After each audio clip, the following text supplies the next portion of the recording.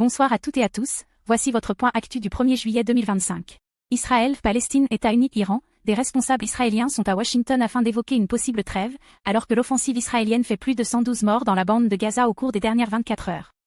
Le G7 soutient un cessez-le-feu et exhorte à relancer les négociations sur l'accord nucléaire iranien.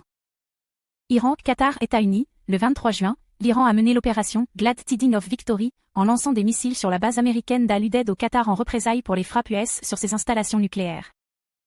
Inde, Pakistan, États-Unis, une escalade militaire en avril-mai a contraint Delhi et Islamabad à convenir d'un cessez-le-feu en mai, grâce à l'intervention de l'administration Trump.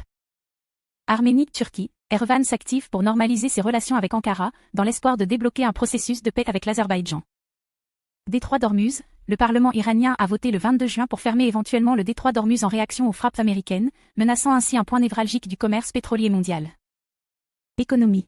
États-Unis, Chine, monde, un accord de 26 juin entre la Maison-Blanche et Pékin instaure une trêve tarifaire de 90 jours, avec la reprise des exportations de terres rares chinoises contre des livraisons technologiques US. Toutefois, une expiration possible au 9 juillet alimente des inquiétudes sur un nouvel emballement des droits de douane. Investisseurs globaux, face à la volatilité induite par les incertitudes géopolitiques, Iran-Israël, tarifs américains, les grandes institutions adoptent une stratégie défensive sur les marchés avant la fin de l'été. Dollar US, l'affaiblissement du dollar atteint des niveaux records, minés par des politiques fiscales et monétaires, jugées instables par les marchés.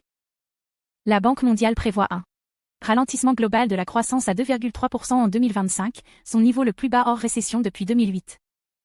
L'OCDE anticipe une croissance mondiale de 2,9% pour 2025-26, avec des effets contraires d'un ralentissement en Asie et d'un affaiblissement de l'économie US-Chine. Le FMI met en garde contre le risque d'inflation persistante liée aux guerres commerciales. Inde, grâce à une inflation contenue, l'Inde est mieux armée pour faire face aux chocs mondiaux et maintenir une croissance soutenue. Industrie usine mondiale, les perspectives restent ternes pour les usines en Asie, Europe et USA, en raison de l'incertitude sur les tarifs à venir. Culture et événements. Tour de France, en cours du 29 juin au 21 juillet, un des événements sportifs les plus emblématiques de l'été, suivi internationalement. Wimbledon, Royaume-Uni, du 30 juin au 13 juillet, toujours le grand rendez-vous du tennis. Gion Matsuri, Japon, festival traditionnel à Kyoto tout au long du mois de juillet. Waterbom Festival, Corée du Sud, festival de musique qui se tiendra les 6 et 7 juillet à Séoul. Ultra Europe, Croatie, festival électro à Split du 11 au 13 juillet. World Aquatic Championship, Doha, compétition aquatique du 5 au 17 juillet. Mondiaculte 2025, UNESCO, la grande conférence mondiale sur la culture se tient cette année pour orienter la politique culturelle internationale vers 2030. Année internationale de la préservation des glaciers, 2025 a été déclarée Année internationale pour la préservation des glaciers, avec un premier sommet à Douchambé fin mai. C'était tout pour votre point actu du jour, bonne soirée à tous et à très vite.